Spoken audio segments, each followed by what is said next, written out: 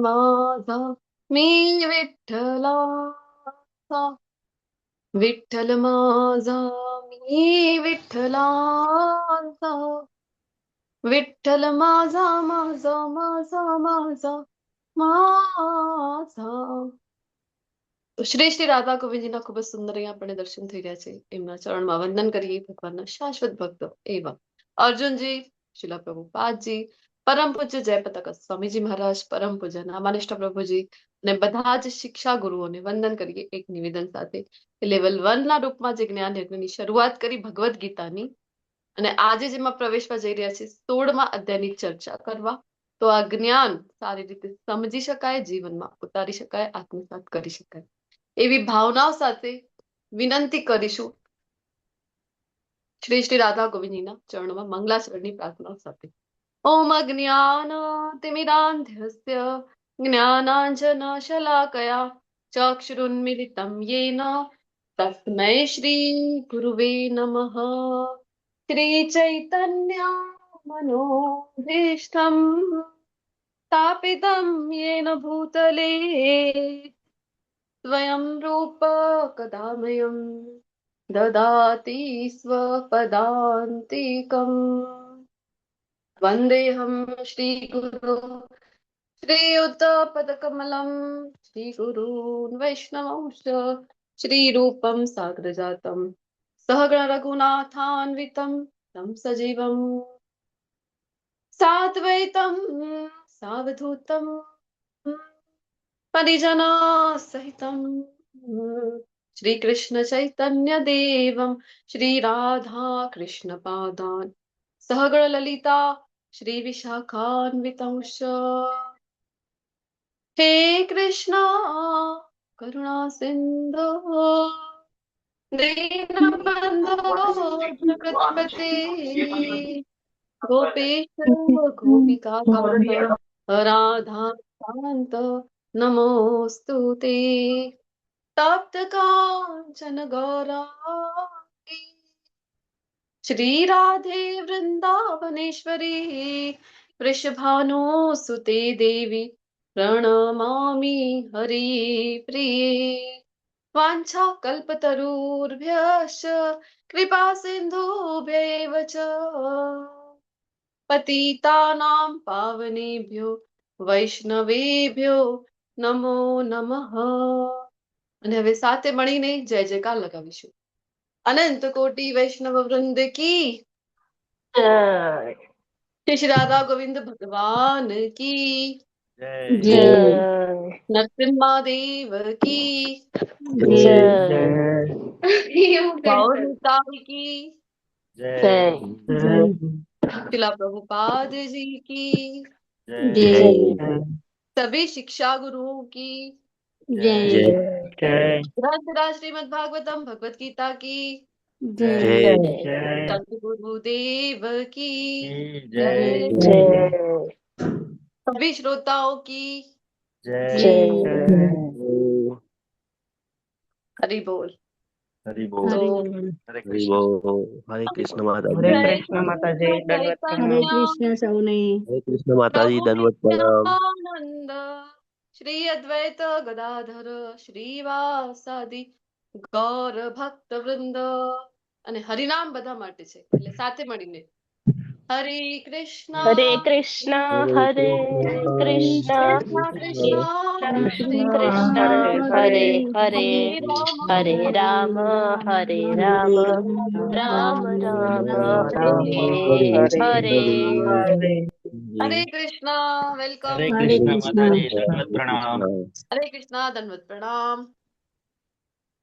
अश्विन प्रभु जी, कौशिक प्रभु जी, दर्शना माता जी, ध्रुवी माता जी, निर्जरी माता जी, रश्मि पटेल माता जी, ठक्कर प्रभु जी, तन्वी माता जी, ओढ़वी माता जी અને મારી સાથે શ્રી શ્રી રાધા ગોવિંદજીના ચરણોમાં તમારા બધા વૈષ્ણવો માટે પોતાની સેવા આપવા તત્પર એવા એડમિન કો હોસ્ટ જોડાઈ ગયા છે. પ્રિન્સી માતાજી, નારાયણી સુનૈના માતાજી, હરાપ્રિયા વિમલા માતાજી એન્ડ વિક્રમ કૃષ્ણ પ્રભુજી આપણાથી પણ પહેલા જોઈન થતા હોય છે.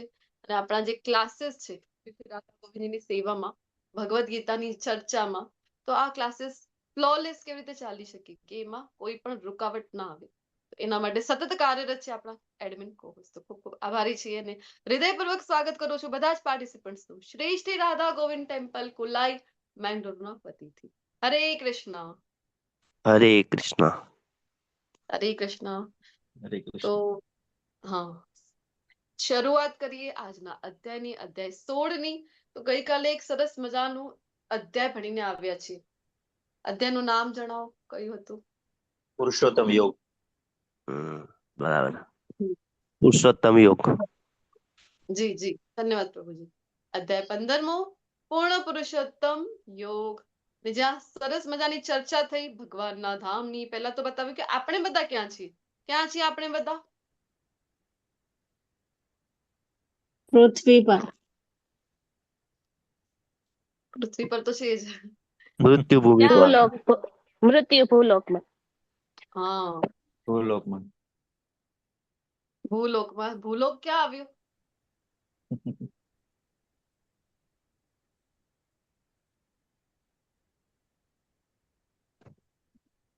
ભૂલોક ક્યાં આવ્યું?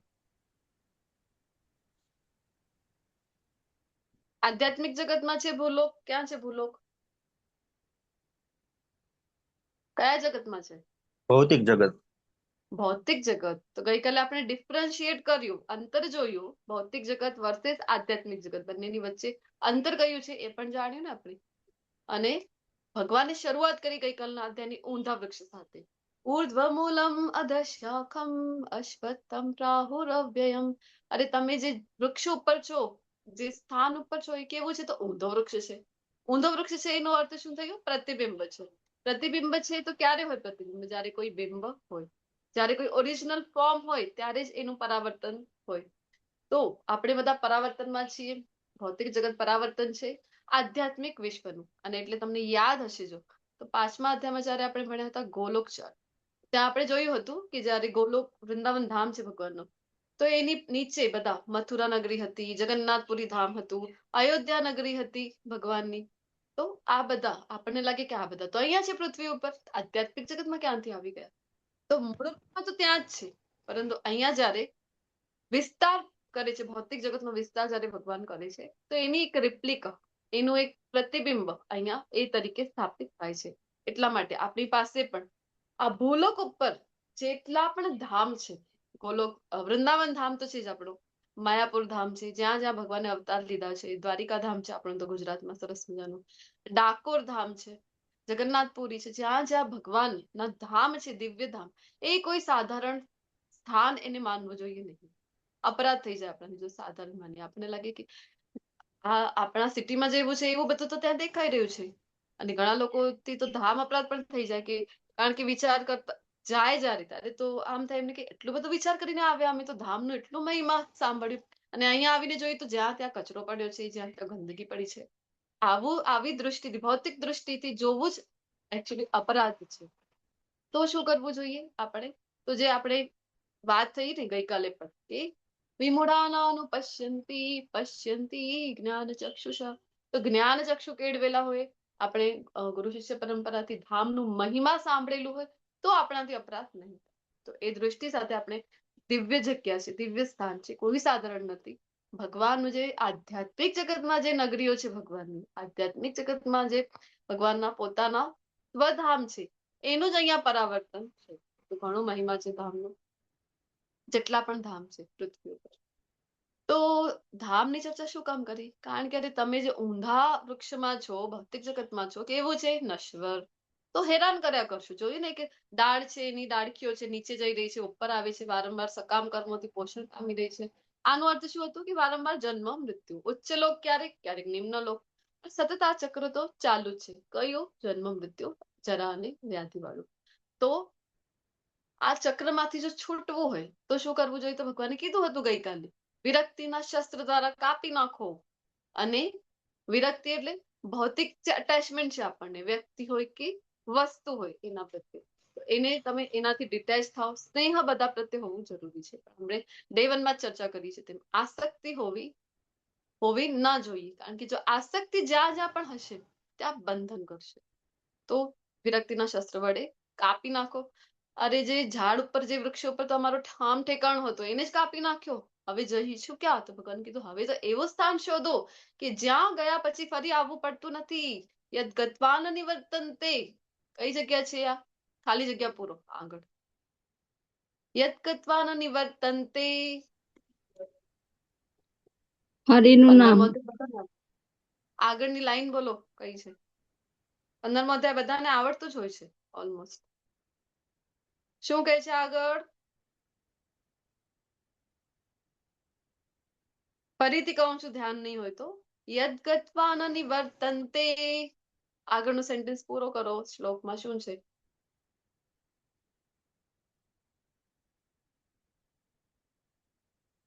ચલો એડમિન કોર્સ માંથી બોલી જાઓ.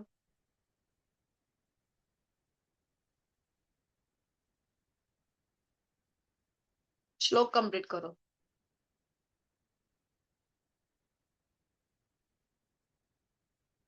બધા સાયલેન્ટ કેમ થઈ ગયા? અવાજ આવે છે ને મારો? હરે કૃષ્ણ. હરે હા કૃષ્ણ. આવે છે. હરે કૃષ્ણ. બોલો બોલો બોલો. યદ ન ગત્વા ન તદ ભાયસ નિવર્તન્તે. ન તદ ભાસયતે સૂર્યો ન શશાંકો ન પાવક. નહીં એ વાળું નહીં.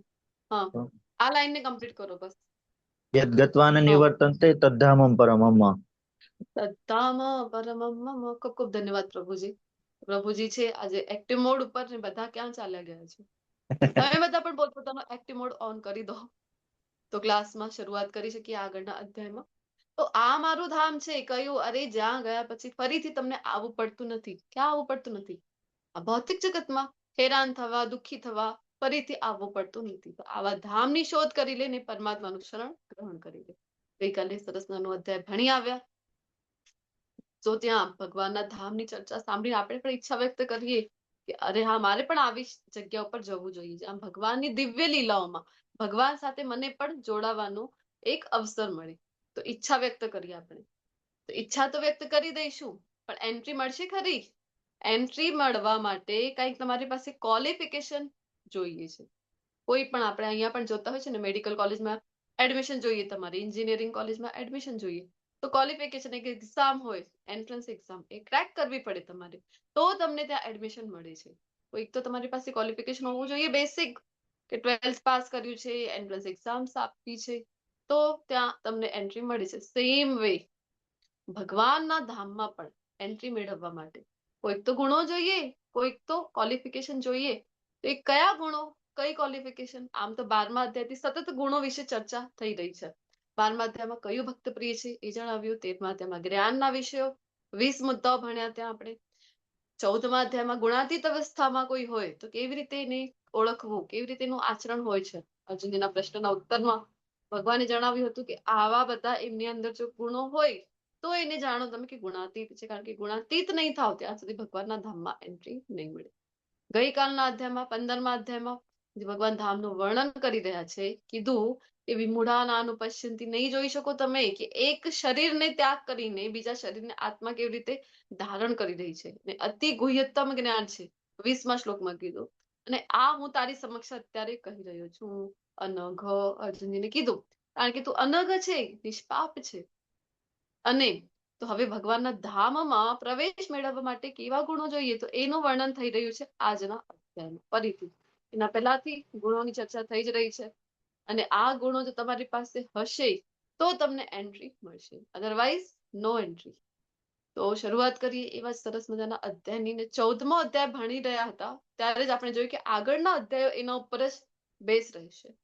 તો 14મા અધ્યાયમાં જે આપણે વાત કરી કે સેલ્ફ અસેસમેન્ટ છે, પોતાને ચેક કરો કે તમે ક્યાં છો. 3 ગુણો ભણીશું તો આપણે ચેક કરી શકીએ અચ્છા મારા ઉપર તો રજોગુણનો પ્રભાવ વધારે છે મારા ઉપર, તો મારે શું કરવું જોઈએ? ધીમે ધીમે મારી એવી એક્ટિવિટીઝમાં પ્રવૃત્ત થવું જોઈએ કે જેના દ્વારા હું સત્વગુણમાં આવું. કારણ કે સત્વગુણ આપણે જોઈએ તો પ્લેટફોર્મ છે. સત્વગુણ પર આવીશું તો તમારું જે પ્લેન છે એ ટેક ઓફ કરી શકે છે, ઉર્ધ્વ ગતિ પ્રાપ્ત કરી શકે છે. તો શુદ્ધ સત્વગુણને પ્રાપ્ત કરવા માટે પણ એટલીસ્ટ સત્વગુણ સુધી તો આવવું પડે. સેમ વે આજનો જે અધ્યાય છે અધ્યાય 16મો આ પણ સેલ્ફ અસેસમેન્ટ છે. તમારા માટે એક ટેસ્ટ છે, એક્ઝામ છે. આ બધા ગુણો સાંભળો, દૈવી આસુરી બંને, દૈવી તથા આસુરી સંપદા આજના અધ્યાયનું નામ છે. આ ભણીને તમને ખબર પડી જાય તમને અને મને કે આપણે ક્યાં છીએ, દૈવી ગુણોનો પ્રભાવ આપણા ઉપર વધારે છે કે આસુરી ગુણોનો પ્રભાવ છે. તો શરૂઆત કરી આજના અધ્યાયની. તો શ્લોક નંબર 1 થી લઈને 3 સુધીમાં જે ગુણોનું વર્ણન થઈ રહ્યું છે એને કીધા છે દૈવી ગુણો. શરૂઆત કરીએ શ્લોક નંબર 1 સાથે. શ્રી ભગવાન વાચ અભયમ સત્વ સંશુદ્ધિર જ્ઞાન યોગ વ્યવસ્થિતિઃ દાનમ દમશ્ચ યજ્ઞશ્ચ સ્વાધ્યાય તપ આર્જવમ. તો અહીંયા ભગવાન કહી રહ્યા છે દૈવી ગુણો કોને કોને કીધા છે. તો સૌથી પહેલો જે ગુણ આવી રહ્યો છે અભયમ. અભયમ એટલે નિર્ભયતા, કોઈ ભય નહીં. તો તમને બધાને જો ખ્યાલ હશે તો આપણા શિલા પ્રભુપાદજીનું નામ શું હતું? ખ્યાલ છે કોઈને? અભય ચરણારવિંદ.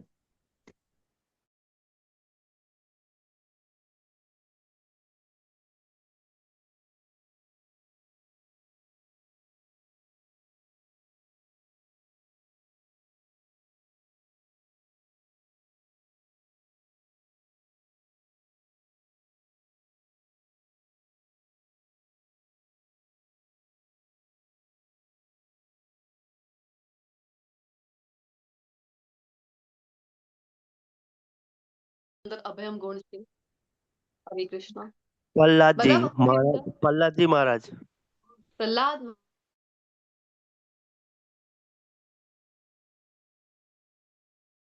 શત્રુઓ સાથે આપણને લાગે કે અરે હું નિપટી લઈશ, ગમે તેટલા શત્રુઓ હોય, પણ ઘરના વ્યક્તિ, એમાં પણ પિતા, કોઈ પિતા, એના પહેલા કોઈ સાંભળ્યું છે કે પિતા હોય અને પુત્રને મારવાનો સતત પ્રયત્ન કરી રહ્યા છે, પણ ગમે તેવી પરિસ્થિતિ, મેં કીધું ને, પ્રલય જેવી પરિસ્થિતિ કેમ ન હોય. હરે કૃષ્ણ.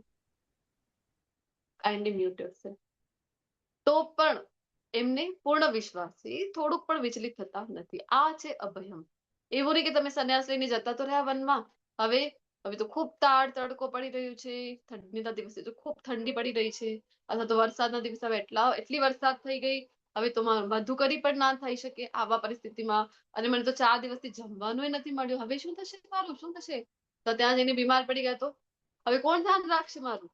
તો આવી પરિસ્થિતિમાં ક્યારે પણ તમારે આવું જો મનસ્થિતિ છે તમારી, તો આવી મનસ્થિતિ સાથે, કારણ કે પરિસ્થિતિ તો સદા વિપરીત જ રહેવાની છે. ગમે તે આશ્રમમાં છો, તમે ગૃહસ્થ આશ્રમમાં હો કે સંન્યાસ આશ્રમમાં છો, પણ અહીંયા ભૌતિક જગતમાં જ્યાં સુધી છે ત્યાં સુધી પરિસ્થિતિ તો વિકટ જ રહેવાની છે, પણ વિશ્વાસ હોવું જોઈએ કયું મારા પરમાત્મા મારા નિકટ છે.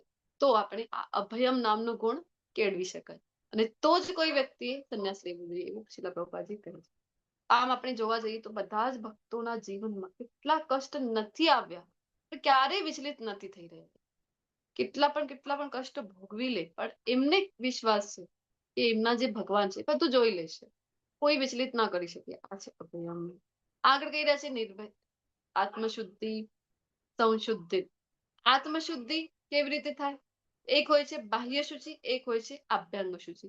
તો આત્મશુદ્ધિ કરવા માટે શું કરવું પડે? ખ્યાલ છે કોઈને? બાહ્ય શુદ્ધિ તો બધાને ખબર છે કે આપણે સ્નાન કરીએ, મોઢું સાફ કરીએ, તો વસ્ત્રો આપણે ધોતેલા વસ્ત્રો ધારણ કરીએ તો થઈ ગઈ બાહ્ય શુચિ. હવે આત્મશુદ્ધિ કેવી રીતે થાય? નામ સંકીર્તન કરીને હરિ બોલ.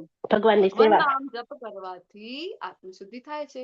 જે ગુણોની ચર્ચા આપણે વારંવાર કરી રહ્યા છીએ કે 12મા અધ્યાયમાં ગુણો બતાવ્યા, 13મા અધ્યાયમાં ગુણોની ચર્ચા થઈ જ્ઞાનના, 14મા અધ્યાયમાં ગુણાતીત અવસ્થામાં જે છે એની ચર્ચા થઈ, અને 15મા અધ્યાયમાં પણ કીધું ભગવાને કે ભગવાનના ધામનું સરસ મજાનું વર્ણન કરે છે, આટલું બધું કેવી રીતે આત્મા શરીરને ત્યાગ કરીને બીજો શરીર ધારણ કરે છે, અને પછી કીધું પણ કે જે વિમૂઢા છે, મૂર્ખ છે, નહીં જાણી શકે, તો જે જ્ઞાન ચક્ષુ દ્વારા કેળવાઈ ગઈ છે, જે બીજ જ્ઞાન ચક્ષુ એ જ જોઈ શકશે. આ બધા ગુણો આપણને થાય, આટલા બધા ગુણોનું વર્ણન છે. એક એક ગુણની પ્રેક્ટિસ કરીએ. ચલો આજ એટલે કે મિત્ર અને શત્રુ પ્રતિ સમભાવ, આની આજ પ્રેક્ટિસ કરી દઈશું. ચલો સ્ટિકી નોટ ક્યાં છે મારા? લખી દો અને ચોંટાડી દો દિવાલ ઉપર. એવી રીતે, અથવા તો આજ કયું? તો આજ છે અભયમ. અભયમ ગુણની આજે પ્રેક્ટિસ કરીશું. એવું છે, કારણ કે આજના અધ્યાયમાં પણ ઘણા બધા ગુણોનું વર્ણન છે. નહીં, જેમ જેમ નામ જપ કરીશું તો અનર્થ નિવૃત્તિની પ્રક્રિયામાં આપણે છીએ. જ્યારે તમે નિયમોનું પાલન કરી રહ્યા છો, જ્યારે નામ જપ કરી રહ્યા છો, કલિયુગનો સૌથી મહત્વપૂર્ણ જે ભાગ ગણવામાં આવ્યું છે આધ્યાત્મિક જગતમાં, આધ્યાત્મિક દૃષ્ટિથી તો એ છે નામ જપ. તો નામ જપ જ્યારે જ્યારે કરીશું, જેમ જેમ કરતા રહીશું, તેમ તેમ આત્મશુદ્ધિ છે, ક્લિનિંગની પ્રોસિજર છે એની થઈ રહી છે તમારી. તમને લાગે કે અરે ક્યાં થઈ રહી છે, કેટલા સમયથી નામ જપ કરી રહ્યા છે, કાંઈ નથી થઈ રહ્યું, તો વિચાર કરો, જ્યારે આપણે કોઈ બોટલ છે, નીલથી ભરેલી બોટલ જો હોય, તમને ખબર છે ને નીલ પેલા વાપરતા હતા, વ્હાઈટ કપડાને વ્હાઈટ તો નહોતા રહેતા, બ્લુ થઈ જતા પછી યુઝ કર્યા પછી, પણ નીલની એક બોટલ યુઝ કરતા હતા આપણે. તે બોટલને તમારી સાફ કરવી હોય તો તમે શું કરશો? પહેલા તો પાણી નાખશો અને પછી ધોઈને સાફ કરશો, તો બ્લુ કલરનું જ પાણી હજી નીકળી રહ્યું છે. પછી તમે શું કરો કે એની અંદર સર્ફ એક્સેલ મૂકી રહ્યા છો, ફરીથી હલાવીને કાઢો, તો જેમ જેમ બ્લુ કલર જ નીકળશે અને ધીમે ધીમે ધીમે ધીમે કરીને ધોતા રહેશો તો નિર્મલ જલ જે છે એ આપણને દેખાશે કે અરે હવે કોઈ નીલો કલર, અહીંયા બ્લુ કલર દેખાઈ રહ્યો નથી, હવે સ્વચ્છ જલ છે એ પ્રવાહિત થઈ રહ્યું છે. સેમ વે, કારણ કે જો સાફ થઈ રહ્યું હતું તો શરૂઆતમાં જ સ્વચ્છ જલ કેમ નથી આવતો? કારણ કે હજી તો કાઢવાની પ્રોસિજર ચાલુ કરીને, તો અંદરથી જ્યાં જ્યાં હશે બ્લુ કલરને ખેંચી ખેંચીને સર્ફ એક્સેલ બહાર લઈ આવશે અને પછી ધીમે ધીમે સાફ થતું રહેશે, સ્વચ્છ થતું રહેશે. તો સેમ વે નામ જપ કરી રહ્યા છે તો ધીમે ધીમે પ્રોસિજર, હવે જેટલો વધારે દાગ હશે એટલો વધારે સમય લાગશે. જેવા કર્મો હશે આપણા, જેવું આપણું પ્રારબ્ધ હશે એના મુજબ હવે ધોતા ધોતા વાર લાગશે. તો નીલની ક્વોન્ટિટી કેટલી હતી તમારી બોટલમાં એના ઉપર પણ ડિપેન્ડ કરે છે ને. પણ આ ગેરંટેડ છે કે અત્યારે જો તમે નામ જપ કરી રહ્યા છો, શ્રીમદ ભાગવતમના શરણે છો, શાસ્ત્રોના શરણે છો, તો ફોર શ્યોર આત્મશુદ્ધિની પ્રોસિજર ચાલી રહી છે. આધ્યાત્મિક જ્ઞાનનું સંવર્ધન ખૂબ મહત્વપૂર્ણ છે. આધ્યાત્મિક જ્ઞાન પ્રાપ્ત કરવું, દૈવી ગુણ કહી રહ્યા છે ભગવાન એને. અત્યારે આપણે જે ચર્ચામાં સંમિલિત છીએ, આધ્યાત્મિક જ્ઞાન પ્રાપ્ત કરી રહ્યા છે, આ દૈવી ગુણનો જ એક ભાગ છે. દાન, તો દાન કરવું, દાન વિશે આપણે 12મા અધ્યાયમાં પણ ચર્ચા કરી હતી અને અત્યારે જ આપણે ષટતિલા એકાદશી પરમ દિવસે જ ઉજવી છે. તો આપણે જોયું એક તો દિવસનું પણ વિશેષ મહિમા હોય છે, તો જે દિવસનું મહિમા છે એ અકોર્ડિંગલી જ દાન કરવામાં આવે તો. અને સંક્રાંતિ પણ હતી એ દિવસે, મકર સંક્રાંતિ, ઉત્તરાયણ આપણે તો ગુજરાતમાં કહીએ, તો ઉત્તરાયણના દિવસે તો તમને બધાને ખ્યાલ છે કે દાનનું કેટલું મહત્વ હોય છે. અને એકાદશીને બંને આ વખતે તો સંયોજન એવું થઈને આવ્યું કે એક જ દિવસે આવ્યા હતા. આવી જ્યારે જ્યારે તિથિઓ છે, પ્રમુખ તિથિઓ છે, એ દિવસે જરૂરથી પ્રયત્ન કરવો જોઈએ કે આપણે કંઈક ને કંઈક દાન આપીએ. તો દાનને કારણ કે ભગવાન આગળના અધ્યાયમાં પણ કહે છે કે યજ્ઞ, દાન અને તપ ન ત્યજ્યતે, ડાયરેક્ટલી આદેશ આપે છે ભગવાન ભગવદ્ ગીતામાં કે ક્યારે પણ યજ્ઞ, દાન અને તપનું ત્યાગ કરવો જોઈએ નહીં. દૈવી ગુણ છે આત્મસંયમ.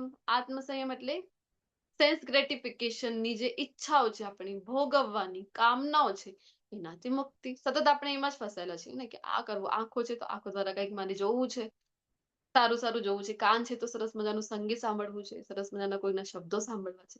સતત ઇન્દ્રિયો દ્વારા આપણે સંકળાયેલા છીએ. આત્મસંયમ, કંટ્રોલ કરો. યજ્ઞ પરાયણતા, કારણ કે જેટલા ભૌતિકતામાં રહીશું, આપણે જેટલી ભૌતિક વસ્તુઓ પ્રાપ્ત કરવાની લાલસામાં રહીશું, એટલા વધારે ને વધારે ફસાયા કરીશું. તો યજ્ઞ પરાયણતા, યજ્ઞ પણ આપણે વાત કરી કે યજ્ઞદાન તપ ક્યારે પણ છોડવાના નથી. યજ્ઞ ખૂબ મહત્વનું કીધું છે આપણા શાસ્ત્રોના અનુસાર, પણ આપણે એ પણ ભણી ગયા છે કે યજ્ઞ કોને કીધું છે? તો કલિયુગનો યજ્ઞ કયો છે? યુગ ધર્મ કયો છે?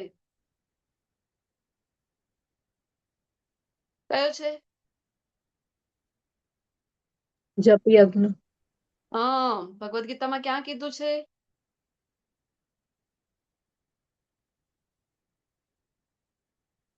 ભગવદ ગીતામાં ક્યાં મળે એનું રેફરન્સ આપણને? 10મો અધ્યાય યાદ છે બધાને? વિભૂતિ યોગ 25મા શ્લોકમાં ભગવાન કહે છે, શું કહે છે બોલો? યજ્ઞાનામ જપયજ્ઞોસ્મિ. જપયજ્ઞોસ્મિ, હરિ બોલ. તો યજ્ઞમાં પવિત્ર નામનો જપ હું જ છું. અને ગોસ્વામીજી પણ કહે છે કલિયુગ કેવલ નામ આધારા, સુમીર સુમીર નર ઉતરે પાર. તો યુગ ધર્મ છે કલિયુગનો જપ યજ્ઞ, નામ જપ, નામ આધારા, કલિયુગ કેવલ નામ આધારા. વેદાધ્યયન, પછી કહે છે કે વેદોનું અધ્યયન કરવાની દૈવી ગુણ કીધું છે. તો વેદોનું અધ્યયન એટલે કે હવે એની કે 4 વેદ લઈને બેસી ગયા છીએ આપણે, તો આપણે ભગવદ્ ગીતાના મહાત્મ્યમાં પણ જોયું હતું. શંકરાચાર્યજી પોતે કહી રહ્યા હતા કે જો એકમાત્ર ભગવદ્ ગીતા ધ્યાનપૂર્વક વાંચી હોય, એના નિયમોનું પાલન કર્યું હોય, તો એ પણ આપણે જન્મ મૃત્યુથી મુક્ત કરાવી દે એટલું સામર્થ્ય ધરાવી રહી છે. તો અત્યારે કલયુગમાં છીએ, આટલો સમય નથી આપણી પાસે, તો સારને પકડવું જરૂરી છે. તો ભગવદ્ ગીતામાં આપણે સંમિલિત છીએ, એ પણ વેદાધ્યયનની અંતર્ગત આવે છે. એટલા માટે શ્રીલ પ્રભુપાદજીનો પણ આદેશ છે આપણને બધાને, એવરી ડે રીડિંગ, શાસ્ત્રોનો અભ્યાસ કાંઈક ને કાંઈક કરવું જોઈએ. 5 મિનિટ કેમ ન, 5 મિનિટ, 10 મિનિટ, 15 મિનિટ, જેવો સમય મળે, પણ એવરી ડે, રોજ, પ્રતિદિન આપણે કરવું જોઈએ. કોઈને કોઈ શ્રીલ પ્રભુપાદજી દ્વારા ઘણી બધી પુસ્તકો લખી છે. શ્રીમદ ભાગવતમ છે, ભગવદ્ ગીતા તો આપણે વાંચી જ રહ્યા છીએ અત્યારે, એનો જ અભ્યાસક્રમ. ભાગવતમ છે, પછી નાની નાની પણ ઘણી બધી પુસ્તકો છે. આ ઈશોપનિષદ છે, લેવલ 3 માં એનું ક્લાસ ચાલી રહ્યું છે અત્યારે. ઈશોપનિષદ, ઉપદેશામૃત, ભક્તિ રસામૃત સિંધુ, ઘણું બધું છે. શ્રીલ પ્રભુપાદજી દ્વારા નાની નાની પુસ્તકો પણ ઘણી બધી છે. તો એ બધું વાંચવાનું અવશ્ય એક આપણે રૂટીન રાખવું જોઈએ. કારણ કે ભગવાન દેવી ગુણ કહી રહ્યા છે, તપશ્ચર્યા, તપ જે કરીએ આપણે, તો વાત કરીએ આપણે કે એકાદશીનો અત્યંત પાવન દિવસ ગયો છે 2 દિવસ પહેલા જ. તો જ્યારે જ્યારે એકાદશી છે એ દિવસે તો અવશ્ય આપણે વ્રત કરવું જોઈએ, તપ કરવું જોઈએ. સાદાઈ, સરળતા, સરળતા ગુણ પર ઓલરેડી ઘણી બધી ચર્ચા કરી ચૂક્યા હતા આપણે. ભગવાનને સરળતા ખૂબ ગમે છે, 13મા અધ્યાયમાં આવ્યું હતું ને. અને આપણે વાત કરી હતી કે શ્રીલ ભક્તિ સિદ્ધાંત સરસ્વતી ઠાકુરજી મહારાજ, કે જે શ્રીલ પ્રભુપાદજીના ગુરુ મહારાજ હતા, એ કહેતા હતા, એમને કોઈએ પૂછ્યું કે વોટ ઇઝ વૈષ્ણવિઝમ, તો એ કહેતા હતા કે વૈષ્ણવિઝમ ઇઝ સિમ્પ્લિસિટી, સરળતા. સરળ જે છે ને એ ભગવાનને ખૂબ ગમે છે. વૈષ્ણવનું પરિધાન એવું છે કે એમને દૂરથી જોઈને પણ ભગવાન યાદ આવી જાય. આગળ કે છે અહિંસા. અહિંસાના 2 પ્રકાર આપણે જોઈ ગયા છે. એક તો કોઈ પણ જીવની હિંસા કરવી જોઈએ નહીં, કારણ કે એક એની આધ્યાત્મિક યાત્રા ચાલી રહી છે. આપણા લીધે જો એનો પ્રાણ હણાઈ ગયો, તો એને ફરીથી એ યોનિમાં જન્મ લેવું પડે છે. બીજું, શ્રીલ પ્રભુપાદજી કહે છે અહિંસા એટલે શું? તમારી પાસે આ જો જ્ઞાન હોય, કયું જ્ઞાન જે તમને જન્મ મૃત્યુના ચક્રથી છોડાવી દે, તો તમારે પણ અવશ્ય એ જ્ઞાનનો પ્રચાર પ્રસાર કરવો જોઈએ, બીજા સુધી પહોંચાડવું જોઈએ. આ છે અહિંસા. સત્યતા, સત્ય બોલવું ખૂબ આવશ્યક છે. અને ભગવાન પણ છે ને સચ્ચિત આનંદ, તો સત્ય ભગવાન સાથે કનેક્ટ કરે છે આપણને. જ્યારે જ્યારે સત્ય બોલી રહ્યા છો, ત્યારે ત્યારે ભગવાન સાથે તમે જોડાઈ રહ્યા છો. એ વાત હંમેશા યાદ રાખવી જોઈએ.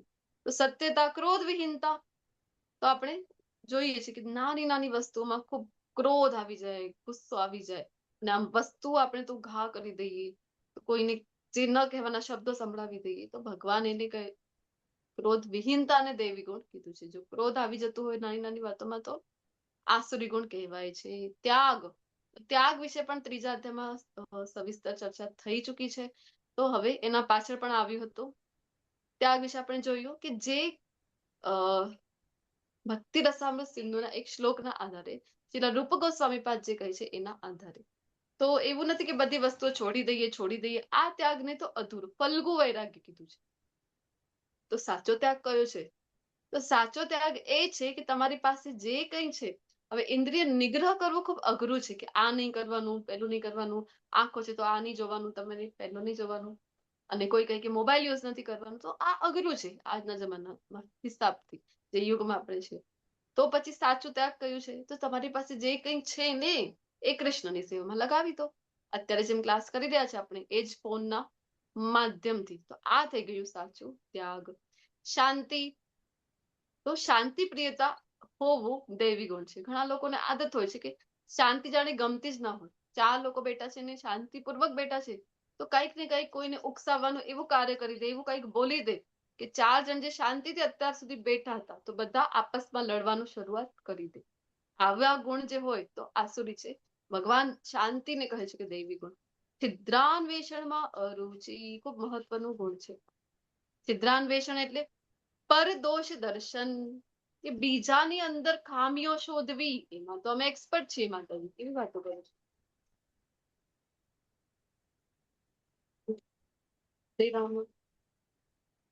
તો આપણે બધા જ, તમે અને હું, આપણે બધા જ આની અંદર ખૂબ એક્સપર્ટ છીએ કે બીજાની અંદર દોષ આપણને ખૂબ જલ્દી દેખાઈ જાય. આપણી અંદર તો કોઈ દોષ છે જ નહીં. આપણે તો લાગે છે હું એટલે પરફેક્ટ, અને બીજાની અંદર તો બધા જ દોષ નું દર્શન આપણને થઈ જાય. અરે આટલી પણ મિસ્ટેક હશે નાનકડી પણ, તરત જ આપણે તો શું કરીએ, મેગ્નિફાઈંગ ગ્લાસ એ લઈને એને રાઈનો પહાડ એમ કહેવાય છે ને, આટલી મિસ્ટેક ને આટલું બનાવી દઈએ. જોયું, જો મને ખબર છે તેનું કામ જ એવું હોય છે. તો તરત જ આપણે બીજાની અંદર કહેવાય ને કે કંઈક ને કંઈક દોષ શોધતા હોય છે. એવી આપણી પ્રકૃતિ જ બની ગઈ છે. પણ ભગવાન એને કહે છે કે ન હોવું અરુચિ, અરે બીજાના અંદર ગુણો જો, દોષ જોવા હોય તો તમારા પોતાની અંદર જુઓ. રિવર્સ કરી દો પ્રોસિજર, ભગવાન કહી રહ્યા છે. જીવ માત્ર પર દયા, તો બધા જીવ માત્ર પ્રતિ દયા ક્યારે સંભવ છે કે જ્યારે બધાની અંદર પરમાત્માના દર્શન થાય, ક્યારે બધાની અંદર કૃષ્ણ છે મારા, જે તે કર્મના લીધે એને આ યોની મળી છે ભોગવવા માટે, પણ આ બધાની અંદર તો પરમાત્મા સ્વરૂપ મારા કૃષ્ણ છે. આ ભાવના જ્યાં સુધી નહીં આવે ને ત્યાં સુધી જીવ માત્ર પ્રતિ દયા નહીં આવે. નિર્લોભીપણું, તો આપણે તો આગળ પણ આવશે, આજના જ અધ્યાયમાં છે કે જો કામ ક્રોધ અને લોભ છે એ નરકનું દ્વાર કીધું છે ભગવાને એને. તો નિર્લોભી પણ આપણું તો કેવું છે, જે મળી ગયું તો હજી મેળવવું, હજી મેળવવું, અને કહેવાય છે ને એ દિલ માંગે મોર, એવું આપણો હાલ છે. હજી ને હજી મેળવવું છે. તો આ થઈ ગયું આસુરી ગુણ. હજી લોભ હશે તો હા, પણ એક જગ્યાએ તમે કહો કે હા હજી મને મળવું જોઈએ, હજી મને મળવું જોઈએ, તો એ સારું કહેવાશે. કઈ જગ્યાએ?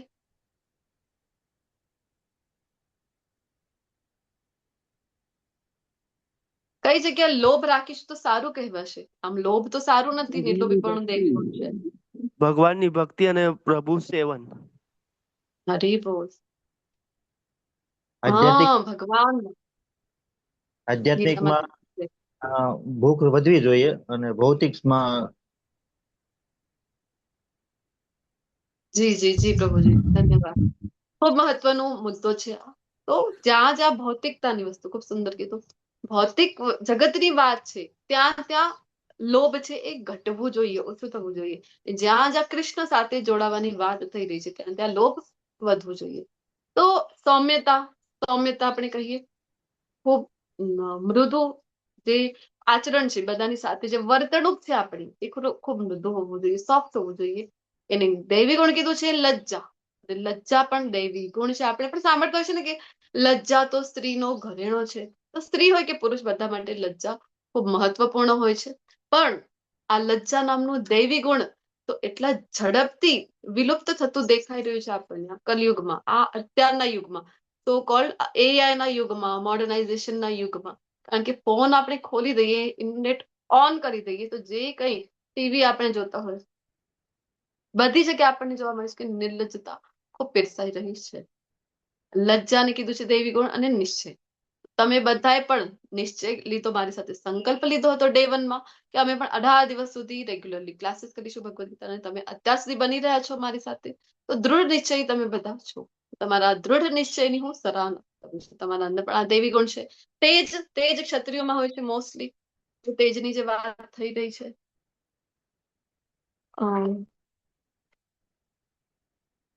તેજ ક્ષત્રિયોની અંદર આપણને જોવા મળે છે. પછી ક્ષમા. આપણે જોતા હોય છે ને કે અહિંસા પરમો ધર્મ. મારો અવાજ ક્લિયર છે ને? હરે કૃષ્ણ, સંભળાય છે બધાને? હા ઓકે છે. આવે છે. જી હા હા, માતાજી આવે છે. જી જી, ધન્યવાદ. તો આપણે સાંભળતા હોય કે અહિંસા પરમો ધર્મ, પણ વિચાર કરો, અહિંસા તો ઠીક છે, સારું કહેવાય, પણ એની જ આગળ કીધું છે કે ધર્મ હિંસા તથૈવ ચ, કે જ્યાં જ્યાં આવશ્યકતા છે ત્યાં હિંસા હોવી જોઈએ. ઉદાહરણ સ્વરૂપ આપણા દેશની જે સીમાઓ છે, બોર્ડર છે બધી, ત્યાં જે સૈનિકો ઉભા છે ને ક્ષત્રિયોના રૂપમાં, સૈનિકો બધા આપણા રક્ષણમાં, એમના લીધે જ આપણે આરામથી અહીંયા જીવી રહ્યા છે, આપણું જીવન યાપન કરી રહ્યા છે. આપણે આરામથી ઊંઘી રહ્યા છે કારણ કે એ લોકો ત્યાં અલર્ટ છે. તો એ લોકો જો ત્યાંથી હટાવી દેવામાં આવે, અહિંસા પરમો ધર્મ, અહિંસા પરમો ધર્મ, ચલો હટાવી દો બધા સીમા પરથી, તો શું થશે? અરે એક જ મિનિટની અંદર અંદર વિધર્મીઓ છે, પાકિસ્તાની છે, ચાઇનાના લોકો છે, તરત જ હુમલો કરી દેશે આપણા દેશ ઉપર. તો જ્યાં જ્યાં આવશ્યકતા હોય ત્યાં ત્યાં તેજ પણ જરૂરી છે. હિંસા પણ કરવી પડે. ક્ષમા, તો ક્ષમા, તેજ તો છે તમારી અંદર, પણ એની સાથે સાથે જો ક્ષમા હોય તો આમ પણ કહેવાય છે ને કે પહેલી ભૂલ તો સદા ક્ષમા કરવી જોઈએ. ક્ષમાને પાત્રતા છે. પણ હા, વારંવાર એ જ ભૂલ કરી રહ્યો છે તો જોવું જોઈએ. હા, તો ક્ષમા એને કીધું છે દૈવી ગુણ. અને આપણે પણ ઇંગ્લિશમાં આપણે કહેવત નથી સાંભળતા, ફરગીવ એન્ડ ફરગીવ. અરે ભૂલી જાઓ અને ક્ષમા કરતા જાઓ, તો તમે આગળ વધી શકશો. ધૈર્ય, તો ધૈર્ય ખૂબ મહત્વનું ગુણ છે ને અત્યારે ખૂબ આપણે વાત થઈ ને પહેલા, ઇન્ટરનેટના જમાનામાં, રીલ્સના જમાનામાં, યુટ્યુબ શોર્ટ્સના જમાનામાં ધૈર્ય નામનું જે આપણું ગુણ છે ને ઘટી રહ્યું છે ખૂબ ઝડપથી. આપણા એટલું પણ પેશન્સ નથી કે આપણે કોઈ કથા વાચક હોય કે કોઈનો આપણે પ્રવચન છે એ આપણે 5 મિનિટ સુધી સાંભળી શકાય. આપણે તો કેવું છે કે સતત બસ 1 મિનિટની અંદરના શોર્ટ્સ આવી જાય એ જ આપણે તો સ્ક્રોલ ડાઉન કરતા હોય છે, એ જ સાંભળીશું આપણે તો. અને હા, એ કરતા સ્ક્રોલ ડાઉન કરતા રીલ્સને 1 મિનિટની, 30 સેકન્ડની, ભલે ને 1 કલાક જતો રહેશે, 2 કલાક વ્યર્થ જતા રહેશે. આના કરતા તો સારું હતું કે એકાદ પ્રવચન સાંભળી લો. પણ નહીં, આપણે તો અહીંયા ટાઈમ બચી રહ્યું છે એવું ઇમેજિન કરી છે, વાસ્તવમાં વેસ્ટ થઈ રહ્યું છે. તો કારણ કે ધૈર્ય હવે રહ્યું નથી, પેશન્સ હવે રહ્યા નથી. ધૈર્ય તમારી અંદર, બધાની અંદર જે ધૈર્ય હોય છે કે તમે એક દોઢ કલાક સુધી અમારી સાથે આ ભગવદ્ ગીતાની ચર્ચામાં સંમિલિત થાવ છો, તો તમારા અંદર પણ ધૈર્ય નામનું આ દૈવી ગુણ છે. પવિત્રતાની વાત કરીએ તો 2 પ્રકારની હોય છે, કે બાહ્ય, એક આભ્યંગ.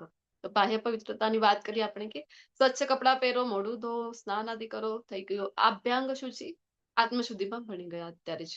ઈર્ષાથી મુક્તિ, તો આ જે ગુણ છે ઈર્ષા, બધાની અંદર જોવા મળે છે ને. ક્ષમા કરજો, મને પહેલા જ કહી દઉં છું. તો માતાજીઓની અંદર આ વધારે પ્રમાણમાં જોવા મળે છે અને હું પણ એનાથી બચી નથી ગઈ. તો અને અહીંયા જે કંઈ પણ ક્લાસમાં કહું છું, પહેલા જ તમને ક્લિયર કરી દઉં કે સૌથી પહેલા તો જે કંઈ પણ હું ઉપદેશના રૂપમાં કહું છું અથવા કે આ કરવું જોઈએ નહીં, તો મારા ઉપર જ સૌથી પહેલા તો લાગુ થાય છે. તો ઈર્ષાથી મુક્તિ, તો સતત આપણું કેવું છે માતાજીઓનું, ઉસકી સાડી મેરી સાડી સે સફેદ कैसे, તરત જ ઈર્ષા થઈ જાય છે કોઈનાથી. તો આનાથી મુક્તિ. માનની ઈચ્છાથી મુક્તિ, આપણે કહીએ ને કે હાથી ચાલ્યો જાય ઘણી વખત પણ એની પૂંછડી અટકી જાય છે. તો સેમ હવે આટલા બધા મોટા ગુણો કહી દીધા, તેજ છે, ક્ષમા છે, ક્રોધ વિહીનતા, બધા મોટા ગુણો થઈ ગયા, પણ છેલ્લે જે ભગવાન મૂકી રહ્યા છે આ છે માનની ઈચ્છાથી મુક્તિ. આનાથી બચવું અઘરું છે. બધા ગુણો આવી પણ જાય તમારી અંદર, તમે કેળવી લો, પણ આનાથી બચી શકતા નથી. કારણ કે ઘણી વખત જોવા મળે છે કે હરે કૃષ્ણ, વોઇસ બ્રેક થાય છે મારો, નેટવર્ક તો બતાવે ના છે મને. નહીં ને બધી બરોબર આવે છે. બરાબર આવે છે. ક્લિયર છે? હા ઓ, હા માતાજી clear આવે છે. હા, ચલો. જી ધન્યવાદ, મેસેજ હતું મને. કન્ટિન્યુ કરીએ આપણે. માનની ઈચ્છાથી મુક્તિની વાત કરી રહ્યા છે. તો ઘણી વખત થાય છે કે બધું છોડીને જતા રહ્યા છે, સંન્યાસ ગ્રહણ કરી લે, અરે ગુફાઓમાં જતા રહ્યા છે. શું કામ? તો અમે સાધના કરીશું, તપ કરીશું, અને ત્યાંથી 2 મહિના સુધી ગુફાની અંદર છે. જેમ બહાર નીકળે તો સૌથી પહેલા ઈચ્છા હોય છે કે બધા મારું જય જયકાર, અરે બાબાજી કી જય હો, એવું મારી જય જયકાર કરી. શું કામ? કારણ કે માનની ઈચ્છાથી હજી મુક્ત થયા નથી. તો આ બધા જ દિવ્ય ગુણો છે ને કોના અંદર જોવા મળે? કે જે દૈવી પ્રકૃતિ ધરાવી રહ્યા છે, દેવતા તુલ્ય છે, આવા લોકોમાં જોવા મળે છે.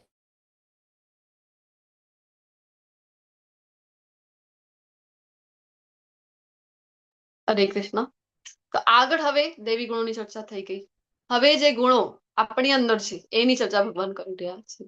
આસુરી ગુણો કયા છે? તો કહે છે હે પાર્થ, દંભ એટલે કે દેખાડ. ને આપણે વાત થઈ એના પહેલા પણ, જે આપણે કહીએ ને કે સામૂહિક પ્રસંગો છે, જે આપણા સામાજિક પ્રસંગો છે, લગ્ન થઈ ગયા પછી યજ્ઞોપવિત થતો હોય છે, જે કંઈ પણ સામૂહિક પ્રસંગો છે, કોઈ બર્થડે સેલિબ્રેશન છે, કોઈ તમે મકાન બનાવ્યો એનું ઉદ્ઘાટન હોય, અથવા વાસ્તુ પૂજન હોય, તો કોઈ શોપ છે તમારી એનું ઉદ્ઘાટન છે, તો એવા પ્રમાણમાં આપણે એવી રીતે એને બનાવી દીધા છે સામાજિક પ્રસંગોને કે ખૂબ મોટા પ્રમાણમાં ત્યાં દંભ થતું હોય છે, દેખાડો થઈ રહ્યું છે. જે કંઈ છે, હવે વાત થઈ ને રીલ્સના જમાનામાં રિયાલિટી ખોજવી, ગોતવી આ અઘરું જ બની ગયું છે. આમ પણ તો સતત દેખાડો ચાલી રહ્યું છે. જે તમે નથી એનો જ તમે સતત પ્રયાસ કરી રહ્યા છો. આવા જ ફોટોસ પોસ્ટ કરવામાં આવી રહ્યા છે, આવી જ રીલ્સ બનાવવામાં આવી રહી છે. આ બધું શું છે? આ તો છોડી દો. સૌથી મહત્વપૂર્ણ જે શિલા પ્રભુપાદજી કહેતા હતા કે સૌથી મોટો દંભ કે તમે ધાર્મિક છો આ બતાવવું જ સૌથી મોટો દંભ છે, દેખાડો છે. અને અત્યારે આપણે શું જોઈ રહ્યા છે? અત્યારે તો સનાતની ટ્રેન્ડ છે ને, તો જ્યાં તમે જો રીલ્સ ખોલો, ઇન્ટરનેટ ખોલો, ઇન્સ્ટા ખોલી દો, ફેસબુક ખોલી દો તો સતત તમને એવી જ રીલ્સ મળશે કે કોઈ વૃંદાવનમાં ફરી રહ્યા છે અને ગોલ ગોલ ફરતા ફરતા વિડીયોઝ બનાવશે, એ જ પોસ્ટ કર્યા કરશે. શું થઈ રહ્યું છે આ બધું? કેદારનાથ અત્યારે દર્શન ખુલ્યા હતા ત્યારે તમે જોયું ને કે કેટલી ભીડ હતી, કેટલી ભીડ. તો બધા જ ધાર્મિક સ્થળો ઉપર અને મોસ્ટલી જે ભીડ થઈ રહી છે તો રીલ્સ બનાવવા વાળાની, વિડીયોઝ બનાવવા વાળાની, વ્યૂઝ માટે થઈ રહ્યું છે. તો આ બધું શું છે? દંભ.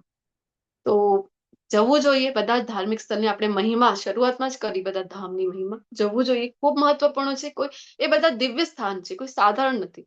એ પણ ધ્યાન રાખો કે એ જગ્યાની ગરિમા આપણે સાચવી રાખીએ. તો દર્પ છે ઘમંડ, અને ઘમંડ અને અભિમાનની અંદર આમ ખૂબ પાતળી રેખા છે. તો હું કઈક છું એ છે ઘમંડ અને અભિમાન, તો હું જ બધું છું. તો આ દર્ભ અભિમાન આપણે કહીએ ને, અહીંયા અસુરોના આપ્યા છે પિક્ચર.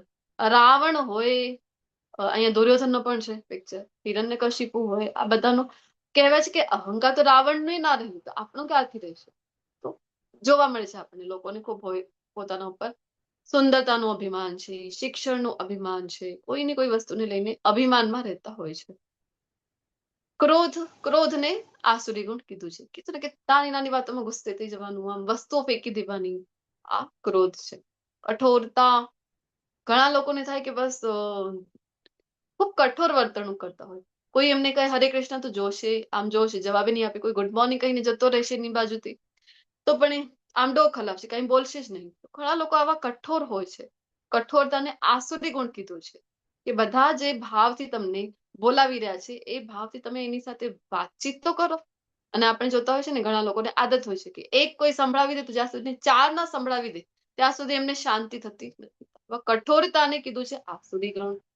અને અજ્ઞાન, તો આપણને લાગે અજ્ઞાનતામાં તો સુખ છે, એવી તો કહેવતો ચાલે છે. Ignorance is blissful. અરે કેટલો આનંદ છે અજ્ઞાનતામાં. તો અજ્ઞાનતાને ભગવાન કહી રહ્યા છે કે અરે આ તો આસુરી ગુણ છે. અજ્ઞાનતા સારું છે તો તમે કહેશો કે અરે વાંચ્યા, બધા શાસ્ત્રો વાંચવાનું કહો છો, શાસ્ત્રો વાંચીએ ત્યારે તો ઉપાધિ છે, ત્યારે તો ખબર પડે છે આ કરવું નહીં, આ કરવાનું નહીં, એટલે કેટલી બધી મગજમારીમાં પડવાનું. આના કરતા સારું હતું ભગવદ્ ગીતા વાંચી જ ના હોત તો કોઈ ઉપાધિ જ ના હોત તમને. એવું તમને ખબર ના હોય કે સામે ખાડું છે, અજ્ઞાનતામાં છો, તો સારું કહેવાય છે. અરે ખાડામાં પડી જવાય છે, તમારું હાડકું તૂટી જશે, તમારી કમર તૂટી જશે, હાથ પગ તૂટી જશે. અજ્ઞાનતા સારું નથી. એવું નથી કે તમે ખબર નહીં કરો તો તમારા ઉપર એ લાગુ નહીં થાય. પ્રકૃતિના ગુણો બધા ઉપર લાગુ થાય છે, ખબર કરો કે ના કરો. કોઈ દેશમાં જાઓ છો, તમે સિંગાપુરમાં જાઓ ને તમે કહો કે તમારે કચરો ફેંકી દો અહીંયા ત્યાં, જેમ ભારતમાં કરો છો, ત્યાં ફેંકી બતાવો હિંમત હોય તો વિચાર કરો, તરત જ પોલીસ આવી જશે, તમને જેલની સજા થશે, અઘરી સજા થશે, કઠોર દંડ આપવામાં આવશે, અથવા તો હાઈ અમાઉન્ટની પેનલ્ટી તમારા દ્વારા લેવામાં આવશે. શું કામ? તો એ દેશમાં રૂલ છે, તમે ગંદકી જ્યાં ત્યાં ના કરી શકો. ગુજરાતમાં જઈએ આપણે તો ખૂબ દુઃખ થાય મને તો જોઈને કે બધા આમ કારનો દરવાજો ઓપન કરીને પહેલા મને તો આ શું થઈ રહ્યું છે. તો જોઈએ તો આપણે માવા ખાઈ ખાઈને આમ થૂકતા હોય છે જ્યાં ત્યાં. કેટલું દુર્ભાગ્ય કહેવાય, પણ કેટલી દુઃખની વાત છે આવી ગંદકી કરવી. અને આપણે જો સિંગાપુરમાં જઈને કહીએ અરે અમે તો ભારતથી છે, અમને ખબર જ નહીં, અમારી ત્યાં તો અમે આમ તેમ ફેંકી દઈએ, જ્યાં મન થાય ત્યાં ફેંકી દઈએ કચરો, અમને ખબર નથી તમારા દેશમાં આવા રૂલ છે. તો એ માનશે, તમારી વાત સાંભળશે, તમને એન્ટરટેન કરશે, તરત જ એ તો જેલમાં લઈ જશે. અરે ખબર નથી તો ખબર કરવું હતું. તો રૂલ્સ તમારા પર લાગુ પડે છે. અગ્નિ છે, અગ્નિના સિદ્ધાંત છે કે દાજી દે છે. તો નાનું બાળક હોય કે વૃદ્ધ હોય અથવા કોઈ સામાન્ય વ્યક્તિ હોય, એને પણ અગ્નિતા ચાડી દેશે. એવું નહીં કે અરે નાનું બાળક આવી ગયું, અજ્ઞાન છે, એને ખબર જ નથી કે અગ્નિથી શું થાય, અરે અરે અરે નહીં નહીં નહીં, એને હું નહીં દજાડું. એવું કરે છે અગ્નિ? નહીં. એનો ગુણધર્મ છે દજાડું તો દજાડે છે. સેમ વે પ્રકૃતિના નિયમો છે અમુક, તો એ મુજબ જેવા કર્મ કરીએ તો એ પ્રમાણે ભોગવવું પડે જ છે. એવું આપણે ના કહી શકાય કે અજ્ઞાનતા એટલે સારું છે. અરે અજ્ઞાનતા સારું નથી, ફસી જશો તમે. તો આપણને લાગે અચ્છા સારા ગુણો તો મારી અંદર હતા જે ભગવાન કહી રહ્યા હતા, તો સૌમ્યતા તો મારી અંદર પણ છે, પછી બધાની સાથે સારો વર્તન કરવું, આ બધું તો મારી અંદર છે. પણ હા, એટ ધ સેમ ટાઈમ મારી અંદર ક્રોધ પણ આવી જાય છે. મારી અંદર શું દૈવી ગુણ છે કે આસુરી ગુણો? આપણા અંદર બંને છે. તો એટલા માટે સોલ્યુશન શોધવું એ ખૂબ જરૂરી છે કે આપણી અંદર જે અસુર રહી રહ્યું છે એને આપણે કેવી રીતે પરાસ્ત કરીશું. તો એપલની સિઝન છે અત્યારે, એપલની ભરેલી એક ટોપલી હોય અને એની અંદર તમે લઈ આવ્યા 5 કિલો એપલ લઈ આવ્યા છો, એક ટોપલીની અંદર છે, અને તમે ચેક કરતા હશો ને નિયમિત કે કોઈ ખરાબ તો નથી થઈ રહ્યું, કોઈ ખરાબ તો નથી થઈ રહ્યું. કારણ કે જો એક પણ ફળ ખરાબ થશે તો શું થાય છે? બધા ખરાબ થઈ જશે. બધા જ ખરાબ થઈ જાય બધા છે. ખરાબ થઈ જાય છે અને બધા ફેંકવા પડે છે. સેમ વે આ મોગરાનું ફૂલ છે, તો મોગરાના ફૂલની સુગંધ કેટલી સુંદર, કેટલી મધુર એની સુગંધ આવે છે, સરસ મજાની સુગંધ છે. પણ એ જ મોગરાનું ફૂલ જો ડસ્ટબિનમાં પડ્યું હશે તો સુગંધ આવશે કે વાસ આવશે? એમાંથી દુર્ગંધ આવશે. દુર્ગંધ આવશે, નહીં ગમે આપણને, કારણ કે અમાઉન્ટ વધારે હતી કચરા પેટીની, તો એની દુર્ગંધ આવશે. સંગતનું ખૂબ જ મહત્વ છે કે કેવી સંગતિમાં તમે રહી રહ્યા છો, અને સૌથી મહત્વનું કે આપણા બાળકો કેવી સંગતિમાં છે એ ચેક કરવું. આપણને લાગે અરે દિવસભર મારા આંખની સામે છે મારું બાળક, તો ક્યાં જઈ રહ્યું છે? સામે તો છે મારી સામે. સંગતનો અર્થ પહેલા તો આપણે સમજીએ કે શું છે. સંગતનો અર્થ એ નથી કે તમે કયા વ્યક્તિની આસપાસ, તમારા કયા વ્યક્તિ છે. આ માત્ર અત્યારના યુગમાં આ ડેફિનેશન લાગુ પડતી નથી. સંગતનો અર્થ છે કે તમે વર્ચ્યુઅલી ક્યાં ક્યાં છે આપણા બાળકો, એ પણ તો સંગત છે, અને એ જ મહત્વની સંગત છે આજના યુગમાં. કારણ કે આમ તો તમે પીછો કરી શકશો કે ક્યાં જઈ રહ્યું છે ક્યાં નહીં, પણ વર્ચ્યુઅલી એ ક્યાં ક્યાં જઈ રહ્યું છે, કઈ કઈ સાઈટ ઉપર જઈ રહ્યું છે, કોને જોઈ રહ્યો છે, કોના દ્વારા પ્રેરણા લઈ રહ્યો છે. અત્યારે તો કેટલું બધું ગંદુ બધું આવી રહ્યું છે. વિચાર કરો, ખૂબ જલ્દી ટીનેજ છે, બાળકોના હજી મન બુદ્ધિ એટલા વિકસિત નથી થયા, અને સારું નરસું ખબર નથી, શાસ્ત્રનું જ્ઞાન નથી લીધેલું, ઘરથી પણ એમને કોઈ જ્ઞાન નથી મળી રહ્યું. કેટલા સ્ટોરીમાં શું હતું, એ તો કહી જ રહી હતી દીકરી જે છે એના પિતાને કે મારા ધર્મ વિશે મને કાંઈ ખબર જ નથી, તમે ક્યારે કીધું જ નથી મને. તો આજ આપણા સનાતનીઓનું તો સૌથી મોટું દુર્ભાગ્ય છે કે આપણા બાળકોને આપણે જ નથી જણાવી રહ્યા. તો શું થાય છે કે ઘણી બધી આ બધું એસોસિએશન છે, ખૂબ ઇફેક્ટ કરે છે એમની ઉપર, એમની માનસિકતા ઉપર. આપણને લાગે કે અરે રોજ મારી સમક્ષ હતું મારું બાળક, અને આવું વર્તન કેવું કરી રહ્યું છે, અથવા તો આટલું મોટું ખોટું કામ કરવા માટે ક્યારે પ્રેરાયું, કોના દ્વારા પ્રેરાયું? તો તમને ખબર જ નથી કે વર્ચ્યુઅલી ક્યાં ક્યાં હતું આ બાળક. તો આ સમજવું ખૂબ મહત્વનું છે, અને ખૂબ જ કુશળતાપૂર્વક આપણી અથવા તો આપણા બાળકોની સંગત આપણે તપાસવી જરૂરી છે. કયા સંગતમાં આપણે રહી રહ્યા છીએ એ પણ જોવું ખૂબ જરૂરી છે. સંગત તેવી રંગત, સંગત પોતાની રંગત બતાવવાની જ છે. તો શુદ્ધિકરણની પ્રક્રિયા કઈ છે? ભક્તિમય સેવાઓ, જે આપણે કરીએ છીએ એવરીડે. નામ જપ, આપણે લેવલ 1 ના ક્લાસ પૂરા થઈ તો આપણે સાથે મળીને નામ જપ કરતા હોય છે. નામ જપ કરીએ, શાસ્ત્રોનું શ્રવણ કરી રહ્યા છે, અહીંયા આપણે જે ભગવદ્ ગીતાની ચર્ચા કરી રહ્યા છે, પ્રસાદનો સન્માન, કે ભગવાનને ભોગ ધરાવીને એને જ આપણે પ્રસાદ રૂપમાં લઈ રહ્યા છીએ. ભગવાને પણ કીધું છે ને 9મા અધ્યાયમાં, યત કરોષિ યત અશ્નાસી યત જુહોષિ તદાસી યત. અરે જે કઈ કરે છે, જે કઈ ખાય છે, તે બધું જ મને અર્પણ કર. એટલા માટે ત્યાં ચર્ચા કરી હતી આપણે, જે કઈ ઘરમાં વસ્તુ આવે છે, તમારા નવી વસ્તુ આવી રહી છે, એ પહેલા મંદિરમાં મૂકવાની ટેવ પાડી દો આજથી જ. કરતા જ હશો તમે બધા, જો નથી કરતા તો જે કઈ પણ હોય, વસ્ત્રો હોય તમારા, અથવા કોઈ વસ્તુ લઈ આવ્યા છો, કોઈ સોના ચાંદીની વસ્તુ લઈ આવ્યા, અથવા કોઈ ઘરમાં વાપરવાની વસ્તુ પણ લઈ આવ્યા છો ને, ઇવન તો રાત્રિ મૂકી દો ભગવાન પાસે, રાત્રિ પર રહેવા દો મંદિર પાસે, અને પછી સવારે એ ઉપયોગમાં લેવાનું. ઘણા લોકો તો આમ પણ કરે છે કે જે સેલરી હોય એ ભગવાનને અર્પણ કરીને ભગવાનથી પરમિશન લઈને વાપરતા હોય છે, કે ભગવાન લઉં છું, 500 રૂપિયાની નોટ લીધી અહીંયાથી, તો એવી રીતે કરતા હોય છે. કારણ કે જે કઈ છે તેરા તુજકો અર્પણ, આપણે આપીને ભગવાનને અર્પણ કરીને કોઈ મોટું મહાન કાર્ય એવું કરી રહ્યા નથી, કોઈ પરમાર્થનું કાર્ય કરી રહ્યા નથી.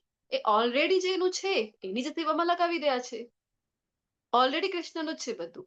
તો આપણે તો માત્ર એક કહેવાય ને કે આપણે એક ફરજ બજાવી રહ્યા છે કે કૃષ્ણ જોઈને ખુશ થાય. જેમ બાળકો છે, બધું પેરેન્ટ્સનું છે, પણ પેરેન્ટ્સની જ વસ્તુમાંથી કોઈ નાનકડું ટુકડું ચોકલેટનું પેરેન્ટ્સને આપે તો કેટલા ખુશ થાય, અરે મારા બાળક મને યાદ રાખ્યું હતું, મારા બાળકે મને આપી રહ્યું છે, ઓફર કરી રહ્યું છે. ભલે તમે ખાઓ ના ખાઓ તો બીજી વાત થઈ જાય, પણ કૃષ્ણ તો ખાય પણ છે. કૃષ્ણે કીધું ને 9.26માં, અશ્નામી પ્રેતાત્મનઃ, મને પ્રેમપૂર્વક આપો, ભક્તિપૂર્વક આપો તો હું એ સ્વીકાર કરું છું. તો ખૂબ ઇમ્પોર્ટન્ટ છે, જે કઈ લાવ્યા છો ઘરમાં એ બધું કૃષ્ણને અર્પણ કરો. એની સાથે સાથે જે કર્મ છે આપણા, એ પણ રોજ સુતા પહેલા, આપણે એના પહેલા ચર્ચા કરી હતી 11મા અધ્યાયમાં, સુતા પહેલા એક એવી ટેવ પાડો, 5 મિનિટ, વધારે સમય નહીં, કે આપણે દિવસભરમાં જે થયું હતું એ આપણે ફટાફટ રિકેપ કરી દઈએ ને ત્યાંથી એનાલિસિસ થઈ શકે કે શું સારું થયું હતું ને શું નહીં. અને જે થયું ને સારું નરસું જે થયું કૃષ્ણને અર્પણ કરીને પછી તમે સૂઈ જાઓ, ભગવાનની પ્રાર્થના કરીને, નામ ભગવાનનું લઈને, અને સૂતા પહેલા પણ કૃષ્ણને યાદ કરો અને ઉઠીને તો આપણે મંગળારતી જ અટેન્ડ કરતા હોય સૌથી પહેલા. એટલે કૃષ્ણથી જ સવાર થઈ રહી છે ને કૃષ્ણથી જ આપણી રાત્રિ થઈ રહી છે. તો સતત યુદ્ધ ચાલુ છે ભાઈ અહીંયા તો. કોનું? દૈવી ગુણ, આસુરી ગુણ. તો દિવ્ય ગુણો છે એ મોક્ષ તરફ લઈ જાય છે, જે દૈવી ગુણો છે એ. અને આસુરી ગુણો કેવા છે? તો બંધન કરે છે.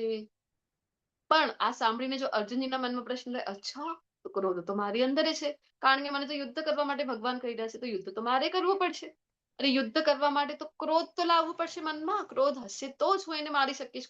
કોઈ વ્યક્તિને જીવ લેવું છે, તમારે તો ક્રોધ તો હોવું જોઈએ મનમાં, ત્યારે તો જીવ લઈ શકશો, અધરવાઇઝ કેવી રીતે કોઈને મારી શકશો? અર્જુનજીને જો મનમાં થાય અચ્છા ક્રોધ તો મને લાવવું પડશે, તો હું આસુરી ગુણ, મને બંધન થશે. તો ભગવાન એટલા માટે ક્લિયર કરી રહ્યા છે અહીંયા. શું કહી રહ્યા છે? માં શું છે? ના અર્જુન, તારી ચિંતા કરવાની કોઈ આવશ્યકતા નથી, કારણ કે અરે તારો તો જન્મ જ દિવ્ય ગુણો સાથે થયો છે. તો આ બધું જ્ઞાન કોના માટે છે? તો વારંવાર આપણે ચર્ચા કરી રહ્યા છીએ, આ બધું જ્ઞાન આપણા માટે છે ભગવદ્ ગીતાનું, અર્જુનજી માટે છે જ નહીં. અર્જુનજી તો દિવ્ય ગુણો સાથે જ ભગવાન વારંવાર સર્ટિફિકેટ આપે છે. અહીંયા કીધું કે તારો તો જન્મ દૈવી ગુણ સાથે થયો છે. આસુરી કોણ છે? અરે આ બધા આવવાના છે ભવિષ્યમાં, એમના માટે આ બધું જ્ઞાન આપી રહ્યો છું. તો હવે આટલું બધું જાણીને આપણે થાય કે ભક્તિમય જીવનની શરૂઆત ક્યારથી કરવી જોઈએ? બોલો તો ક્યારથી કરવી જોઈએ? આટલું બધું જાણી લીધું, બધું કૃષ્ણને અર્પણ કરવાનું, આ બધું ક્યારથી કરવું જોઈએ? આપણે 60-65 વર્ષની ઉંમરે કરવું જોઈએ, નહીં રિટાયર થઈને. પહેલું કામ એ જ કરવું છે અમારે તો. ત્યારે અત્યારથી કરીશું. જ માતાજી, જ્યારે જ્ઞાન મળ્યું ત્યારથી જ હરી બોલ. જાગ્યા ત્યારથી સવાર માનીને, જ્યારથી જ્ઞાન મળ્યું ત્યારથી કૃપા માનીને કરવું જોઈએ. આમ જોવા જઈએ તો ઉદાહરણો અહીંયા બે આપેલા છે. જો ધ્રુવ મહારાજે 5 વર્ષે કરી હતી, તો પ્રહલાદ મહારાજે તો ગર્ભમાં જ કરી દીધી હતી શરૂઆત, માતા કયાદુના ગર્ભમાં જયારે હતા. અને હવે તમે અને હું કોની વાત જોઈ રહ્યા છીએ? જાગ્યા ત્યારથી સવાર માનીને આપણે પણ, કારણ કે આ જે જન્મ મૃત્યુ જરા વ્યાધિની જે આ લાઈફ સાયકલ છે આખી આપણી, આ જે ચક્ર છે, એનાથી હવે છૂટવું હોય એક જ રસ્તો છે, ભગવત શરણાગતિ. પ્રવૃત્તિમ ચ નિવૃત્તિમ ચ જનાન વિદુરાસુરા. તો જે લોકો આસુરી હોય છે તેઓ જાણતા નથી કે શું કરવું જોઈએ, પ્રવૃત્તિ કઈ છે, નિવૃત્તિ કઈ છે, શું ના કરવું જોઈએ, નથી જાણતા. તેઓમાં નથી પવિત્રતા, ન શૌચમ, કોઈ પવિત્રતા નથી, ના પી ચાચારો, કોઈ આચરણ નથી, એમનું શુદ્ધ આચરણ નથી. અને તો કહી રહ્યા છે કે ન સત્યમ તેષુ વિદ્યતે, તો સત્યતા જોવા મળતી નથી. ક્યારે સત્ય નહીં બોલે. જે આસુરી પ્રવૃત્તિ વાળા લોકો છે એમના અંદર ક્યારે તમને સત્યતા પણ જોવા નહીં મળે. એટલે જ મેં કીધું ને એની પહેલા કે સત્ય જો તમે બોલી રહ્યા છો તો એ માની લો કે તમે કૃષ્ણથી ખૂબ નજીક જઈ રહ્યા છો, કૃષ્ણથી જોડાઈ રહ્યા છો. એટલે ક્યારે પણ આપણે નાના હતા ત્યારથી આપણે સાંભળેલું છે, આપણા બાળકોને પણ કહેતા પણ હોય છે ને આપણે, કે જ્યારે બોલો તો સાચું બોલો, ખોટું બોલવું જોઈએ નહીં.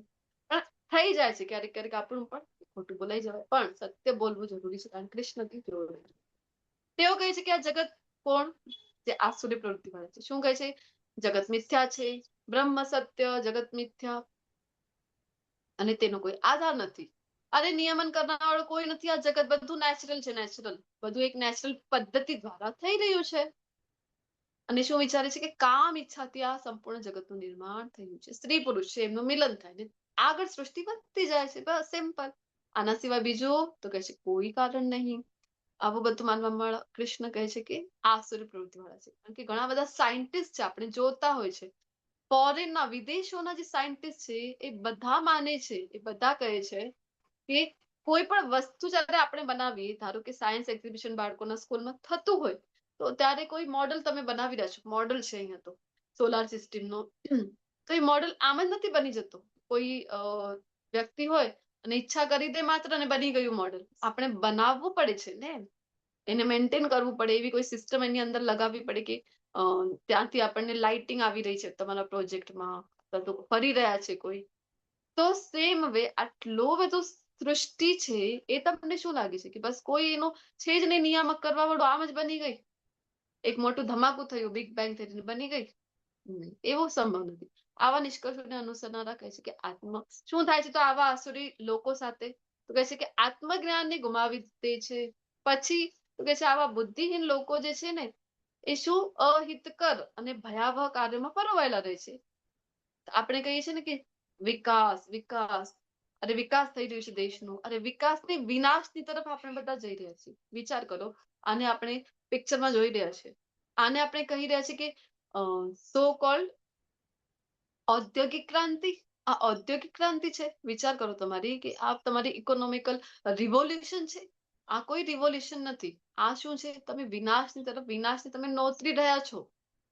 કેટલા પ્રમાણમાં પોલ્યુશન થઈ ગયું છે. મોટી મોટી ફેક્ટરીઝ જે બની રહી છે, અસંખ્ય કપડાઓની ફેક્ટરી આપણને જોવા મળે છે અને અસંખ્ય ધુમાડો થઈ રહ્યો છે. ઓઝોન લેયરમાં તો કેટલા બધા હોલ્સ થઈ રહ્યા છે. દુષ્પરિણામ બધા આપણે ભોગવી રહ્યા છે અને આપણી આવનારી પેઢીઓ ભોગવશે. અને એનું જે ગંદુ પાણી નીકળે છે કેમિકલ વાળું, એ બધું નદીઓમાં છોડી દેવામાં આવે છે અને એ જ નદીનું પાણી આપણે જ્યારે સેવન કરી રહ્યા છે તો વિચાર કરો કે કેટલી ભયાવહ માત્રામાં આ વિનાશની તરફ આપણે અને આપણે આવનારી પેઢીને પણ ધકેલી રહ્યા છે. તો કોઈ વિકાસની તરફ નથી જઈ રહ્યા આપણે. મૂર્ખાઈ છે આ લોકોની કે સંશોધન કરે. ઘણા લોકોને લાગે કે અરે મોડર્નાઇઝેશન છે, જો મોબાઈલ નહોતા, એઆઈ નહોતું, કેટલા પાછલા હતા તમે. અરે પાછલા નહોતા, એ લોકો વિજ્ઞાનના સો કોલ્ડ યુગમાં નહોતા પણ વૈજ્ઞાનિક જીવન જીવતા હતા. આપણે સો કોલ્ડ વિજ્ઞાનના યુગમાં છીએ પરંતુ જીવન, જે જીવન જીવવાની કળા એ જ ભૂલી ગયા છે ને ઉલટો જીવન જીવી રહ્યા છે. તો વિકાસ નહીં ને વિનાશને નોંધ કરે છે. આવા જે આસુરી પ્રવૃત્તિ વાળા છે શું કરે છે તો હજી મિથ્યા અહંકાર, બળનું પ્રદર્શન કરશે કે જો હું એટલે કંઈક, દર પછી અહીંયા અભિમાન છે. કામ તથા ક્રોધથી મોહિત થઈને શું કરે છે આવા આસુરી લોકો? કહી રહ્યા છે કે પોતાના શરીરમાં તથા બીજાઓના શરીરમાં સ્થિત પૂર્ણ પુરુષોત્તમ પરમેશ્વરની ઈર્ષા કરે છે અને વાસ્તવિક ધર્મની નિંદા. અહીંયા એક ઉદાહરણ પણ છે આને સમજવા માટે. કોણ છે અહીંયા બોલો તો? હરે અસુર કયું કૃષ્ણ. હતું? શિશુપાલ છે, શિશુપાલ. હા, ના, શિશુપાલ છે. શિશુપાલ વધ છે. હરે કૃષ્ણ. જી જી જી જી માતાજી, ધન્યવાદ શશી માતાજી. તો શિશુપાલ છે. શિશુપાલ કરે છે શું? વિચાર કરો. ભગવાને કીધું હતું ને 100 ભૂલો માફ કરવાના છે. ગણે છે ભગવાન, મના કરે છે તો પણ એ તો ભૂલો કરવાનું છોડતો નથી, અપમાન કરવાનું નથી છોડી રહ્યું. આટલા અપશબ્દ બોલે છે કારણ કે ભગવાનને અગ્રણી રાષ્ટ્ર યજ્ઞમાં પૂજા ભગવાનની થઈ રહી છે. ઈર્ષા છે ભગવાન પ્રતિ, એટલા માટે આવું કરે છે ને. આપણી આજુબાજુ પણ જોવા મળે. આ શું ભક્તિ ભક્તિ ભક્તિ કરો છો દિવસભર? આ શું માળા જપ લઈને બેસી ગયા? આ બધા પણ આસુરી પ્રવૃત્તિ વાળા છે. કૃષ્ણથી જેને જેને પ્રોબ્લેમ થાય છે બધા આસુરી પ્રવૃત્તિ વાળા. આગળ કહે છે કે હે કુંતી પુત્ર, આવા મનુષ્યો તો શું થાય છે આવા લોકો સાથે જે આસુરી પ્રવૃત્તિ વાળા હશે? તો કૃષ્ણ કહે છે કે વારંવાર આસુરી યોનિમાં જન્મ ગ્રહણ કરશે. વારંવાર અધમ યોની, આસુરી યોની. આસુરી યોનીમાં છે એનો અર્થ ભગવાન સુધી નહીં પહોંચી શકે, ક્યારેય નહીં પહોંચી શકે. અને શું થશે તો પછી ભગવાન સુધી નહીં પહોંચે તો કહે છે કે અલ્ટિમેટલી તો પતન થશે એનું. અધમથી અધમ યોનિ પ્રાપ્ત કર્યા રહેશે. નરક યોનિમાં ભોગો દુઃખો છે ભોગવ્યા કરશે અને અધમ યોનિને પ્રાપ્ત કરશે. અને નરકના 3 દ્વાર કહી રહ્યા છે. કોણ છે તો કહે છે કે કામ, ક્રોધ અને લોભ. ને દરેક શાળા મનુષ્યનો ત્યાગ કરવો જોઈએ કારણ કે તેમનામાંથી આત્માનું પતન થાય છે. આ 3 વસ્તુ જ આપણી અંદર હોય અને છે જ બધાની અંદર છે. એવું કોઈ છે અહીંયા કહી શકે ગેરંટીથી કે અમારી અંદર તો છે જ નહીં? કામ, ક્રોધ અથવા તો લોભ. કામનો પણ વિસ્તાર પૂર્વક જે એનો અર્થ થાય છે, કામના થાય છે. તો જે ભોગવવાની ઈચ્છા કે જે તમારું જે જે નથી વસ્તુ, વ્યક્તિ, બધાને ભોગવવાની જે ઈચ્છા છે બધું કામની અંદર આવી ગયું. લોભ, હજી ને હજી મળી જાય મને, હજી ને હજી મળી જાય. આપણે ગઈકાલે નહોતું લીધું ઉદાહરણ કે તમારી કોઈ ગાડી મળી ગઈ. પેલા મારુતિ 800 હતી, હવે કે છે ટાટાની થઈ જાય, ટાટાની થઈ ગઈ હવે ફોર્ચ્યુનર મળી જાય, ફોર્ચ્યુનર મળી ગઈ હવે તો ઓડી મળી જાય, ઓડી મળી ગઈ હવે કહે છે લંબરગીની મળી જાય મને તો. કામનો કોઈ અંત નથી. લંબરગીની મળી ગઈ ધારો તો કહે છે કે હવે થોડુંક મારું પોતાનું હેલિકોપ્ટર હોય તો મજા આવી જાય. તો એવી આપણી પ્રવૃત્તિ છે. સતત લોભમાં છે. જો પૂર્ણ નથી કામનાઓ તો ક્રોધ આવી જશે. સતત ક્રોધમાં રહે છે એ વ્યક્તિ જેની કામના પૂર્ણ નથી થઈ તો નરકના દ્વાર છે. નરકની કન્ફર્મ ટિકિટ અપાવી દે છે. એવું નહીં કે આપણે ટિકિટ કાઢી રહ્યા છે ને ચલો આરએસી છે, વેટિંગ છે. ના ના ના ના ના, કન્ફર્મ ટિકિટ છે અહીંયા તો. કામ, ક્રોધ, લોભ અગર હશે તો ત્યાંની નરકની આત્માનું પતન કરશે. દ્રૌપદી તરફ વાસના તો કૌરવો હતા એ બધી જ એમની અંદર આપણને જોવા મળે છે. કામ, ક્રોધ અને લોભ બધું જ. કામ એટલે ભાભી કહેવાય. ભાભી જે છે એ માના સ્થાને છે. તો માતાનું સ્થાન સૌથી ઉચ્ચ માનવામાં આવેલું છે ને, તો એનું અપમાન કરી રહ્યા છે, વસ્ત્ર હરણ કરી રહ્યા છે. વિચાર કરો તો કામના છે, અહીંયા કામ હતું. પાંડવો પ્રત્યે સતત ગુસ્સો હતો અને એમના બધા જ વર્તણૂકથી જોવા મળે છે. લોભ, હસ્તિનાપુરના રાજ્ય તરફ કહી લો, ઇન્દ્રપ્રસ્થ નગરીને પણ હડપી લીધી. તો બધું જ એમની અંદર હતું. મનુષ્યોની 4 ખામીઓની ચર્ચા ઉપદેશામૃતમાં થયેલી છે. કઈ કઈ? એક તો આપણે ભૂલો કરતા હોય છે. માણસ માત્ર ભૂલને પાત્ર સતત ભૂલો કરી ભ્રમિત થતા હોય છે. કોઈ પણ વસ્તુથી ઇલ્યુઝનમાં આપણે રહેતા હોય છે, ભ્રમિત થઈ જઈએ છે. અપૂર્ણ ઇન્દ્રિયો. ઇન્દ્રિયો જે છે આપણે અપૂર્ણ છે.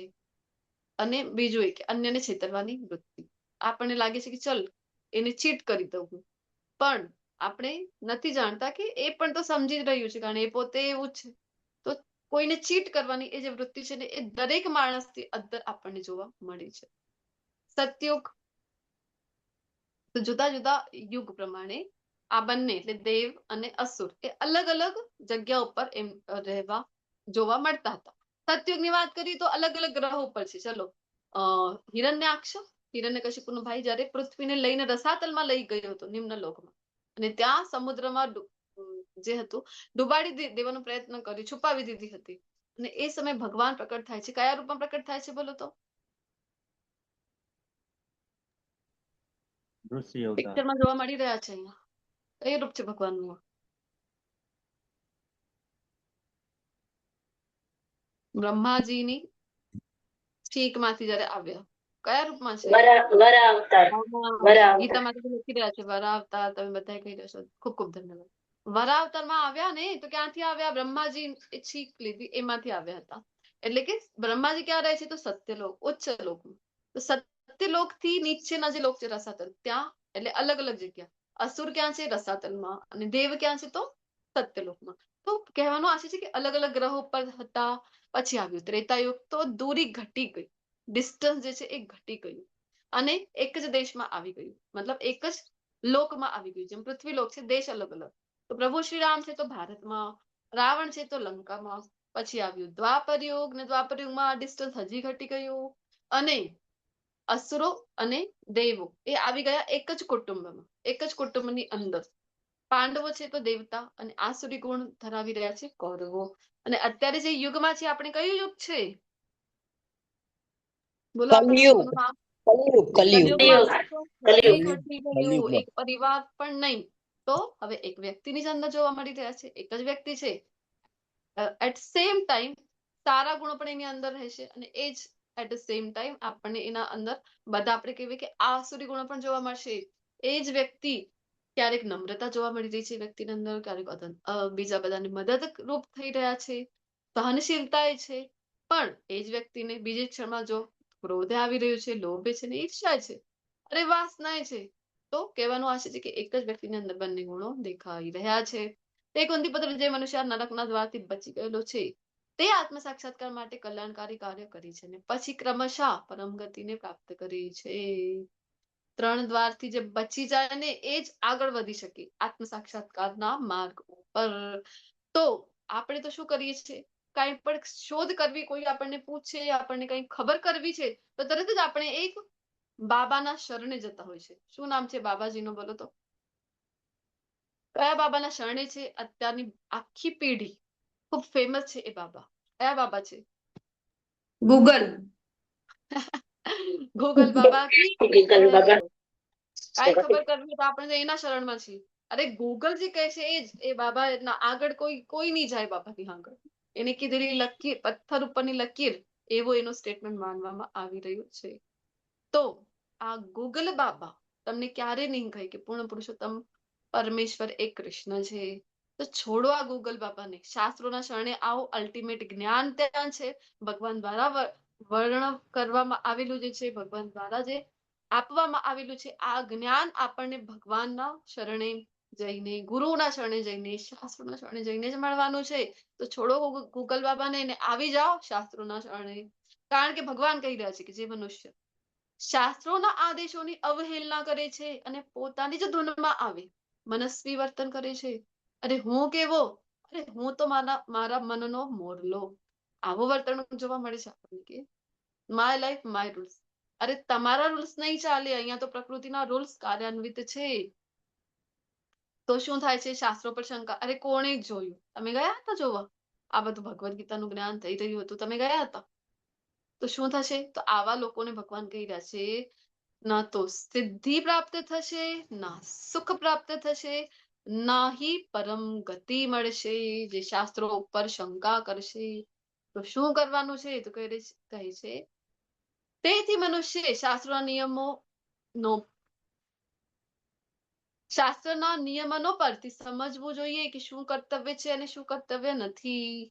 કોણ બતાવશે કે શું કરવું જોઈએ, શું ના કરવું જોઈએ? શાસ્ત્રો બતાવશે. અને શાસ્ત્રોને, વેદોને કીધેલું છે અપૌરુષેય. તો એવું નથી કે કોઈ માણસ નકામો બેઠો તો કોઈ કામ નામ નહોતું, અરે ઇન્ટરનેટ નહોતો ને, ટાઈમ હતો, ચલો નકામો બેઠો છે, લઈ લો પેન, લઈ લો બુક, લઈ લો, લખી નાખો. ને આવી રીતે શાસ્ત્રો આપેલા છે નહીં, એને કીધા છે અપૌરુષેય. શું કામ? કે ભગવાન દ્વારા પ્રણિત છે. તો ગુરુ આપણને બતાવશે નિયમોનું પાલન કયા કરવાનું છે, કયું નહીં. અને આવી રીતે જો આપણે પણ ગુરુ દ્વારા બતાવેલા નિયમો અનુસાર ચાલીશું, કર્મ કરીશું, તો શું થશે? તો ધીમે ધીમે ક્રમે ઉન્નતિ પ્રાપ્ત થશે. તો ભગવાન પણ જાણે છે ગુરુનો મહિમા, મહત્વ, અને એને સ્થાપિત કરવા માટે ભગવાન પણ જ્યારે જ્યારે આવે છે ત્યારે ગુરુના શરણે જાય છે. પ્રભુ શ્રી રામ આવ્યા, કોણ હતા એમના ગુરુ? બોલો તો. ગુરુ કોણ હતા ગુરુ પ્રભુ શ્રી વશિષ્ઠ. રામના? ગુરુ વશિષ્ઠ. સાંદીપની ઋષિ, સાંદીપની. પ્રભુ શ્રી રામના હા, રામના ગુરુ વશિષ્ઠ. વશિષ્ઠ હતા માતા. મિત્ર કે વશિષ્ઠ? વશિષ્ઠ હતા. ઋષિ હતા. હા જી, વશિષ્ઠ ઋષિ હતા. કૃષ્ણ રૂપમાં આવ્યા ત્યારે કોણ હતા? સાંદીપની. સાંદીપની ઋષિ. સાંદીપની ઋષિ. અને પછી જયારે આવ્યા ચૈતન્ય મહાપ્રભુના રૂપમાં ત્યારે પણ એમના ગુરુ હતા. શું કામ બનાવી રહ્યા છે? કારણ કે આ મહિમા સ્થાપિત કરવા, ગુરુનો મહિમા સ્થાપિત કરવા. એમના ગુરુ હતા ઈશ્વર પુરી જયારે ચૈતન્ય મહાપ્રભુના રૂપમાં આવ્યા. તો આપણા અંદર જે રાક્ષસ છે, અસુર છે, કયું? કામ, ક્રોધ, લોભ, મોહ વાળું. કામ, ક્રોધ, લોભ, મોહ, મત્સર, ખબર નહીં કેટલા જમા કરીને બેઠા છે આપણે. અને દૂર કેવી રીતે કરી શકાય? તો નામ જપ કરીશું, ભક્તો સંગમાં રહીશું તો થઈ શકશે. અધરવાઇઝ બીજો કોઈ આના સિવાય રસ્તો નથી. અને એટલા માટે જે સૂત્ર છે એ પણ ખૂબ સુંદર છે, જે શ્રી પ્રભુપાદજી આપી રહ્યા છે. કયું છે? અત્યારે જે જોયું, એક તો આપણને આ જે સૂત્ર છે એ આપણને અહીંયાથી પણ મુક્ત કરાવી દે છે, આસુરી ગુણોથી પણ. ધીમે ધીમે ક્લિનિંગની પ્રોસિજર થશે જેમ જેમ જપ કરીશું, અને પરમ સુખની અનુભૂતિ પણ કરાવી દે છે. કયું છે આ સૂત્ર? બોલો તો. શિલા પ્રભુપાદજીનો આપણી સમક્ષ છે. Chant and be happy. Chant and be happy. જપ કરો અને ખુશ રહો. અને આ જીવનમાં ઉતારી લો. અને તમે આજે જ જ્યારે આ ક્લાસથી અહીંયાથી જશો તો તમે બધા પણ ખૂબ હસતા હસતા જાઓ. કારણ કે શ્રીલા પ્રભુપાદજી સૂત્ર આપી રહ્યા છે અને આપણે પણ જીવનમાં ઉતારવાનો પ્રયત્ન કરી રહ્યા છીએ. જેમ જેમ જપ કરી રહ્યા છે આપણે પણ આ જ ફોર્મ્યુલાને જીવનમાં ઉતારી રહ્યા છે. અને હેપીનેસ ત્યારે જ આવશે જ્યારે આપણે નામ જપ કરીશું, કારણ કે યુગ ધર્મ પણ છે. આની સાથે સાથે સરસ મજાનું દેવી આસુરી ગુણ નામક અધ્યાય પૂર્ણ થાય છે. મારી વાણીને વિરામ આપું છું. તમારા બધા જ વૈષ્ણવ વૃંદોનો આભાર વ્યક્ત કરું. વાંછા કૃપા સિંધુ દેવ ચ પતિતાનામ પાવનેભ્યો વૈષ્ણવેભ્યો નમો નમઃ. હરે કૃષ્ણ કૃષ્ણ કૃષ્ણ કૃષ્ણ હરે હરે, હરે રામ હરે રામ રામ રામ હરે હરે હરે. હરે Krishna. Thank you so much. હરે કૃષ્ણ માતાજી, દંડવત પ્રણામ. હરે કૃષ્ણ માતાજી. હરે હરે. હરે રામ હરે. કૃષ્ણ.